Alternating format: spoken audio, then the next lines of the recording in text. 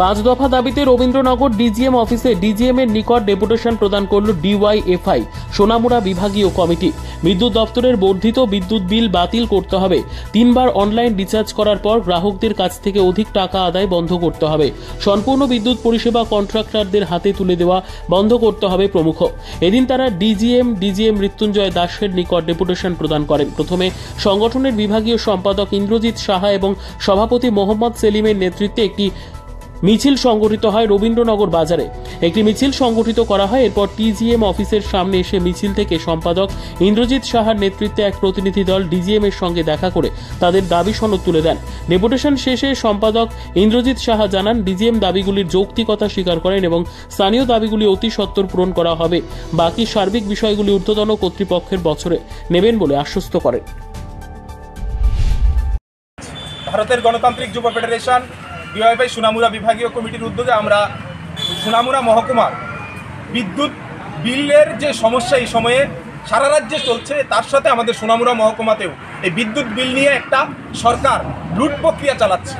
এটা বন্ধ করবার জন্য আজকে আমরা ডিওয়াইএফআই সোনামুড়া বিভাগীয় কমিটি, আমরা ডিভিশনাল ইলেকট্রিক্যাল ডিভিশনাল কমিটি স্যারের ডিজিএমের স্যারের সাথে আমরা 5 দফা দাবি নিয়ে ডেপুটেশনে মিলিত হয়েছি। আমাদের দাবিগুলির মধ্যে রয়েছে যে নতুন করে বিদ্যুৎ বিল সরকার চালু করেছে, এই বর্ধিত বিদ্যুৎ মাশুল অবিলম্বে প্রত্যাহার করতে হবে। জনগণ থেকে আমরা দেখছি যে জনগণ থেকে একটা বিদ্যুৎ বিলের নাম বাড়িয়েছে বলে জনগণ থেকে অধিক টাকা সেখানে লুট প্রক্রিয়া চালাচ্ছে সরকার। এটাকে দ্রুত বন্ধ করা। এবং আমরা দেখছি যে বিদ্যুৎ আমার বিল আমি রিচার্জ করছি, আমার টাকা আমি বিল নিয়ে আমি অফিসে এসে চার্জ করে যাচ্ছি, কিন্তু দেখা যাচ্ছে সরকারকে সেখানে আমার চার্জ দিতে হবে প্রতি মাসে মাসে। এই প্রথাকে বাতিল করতে হবে।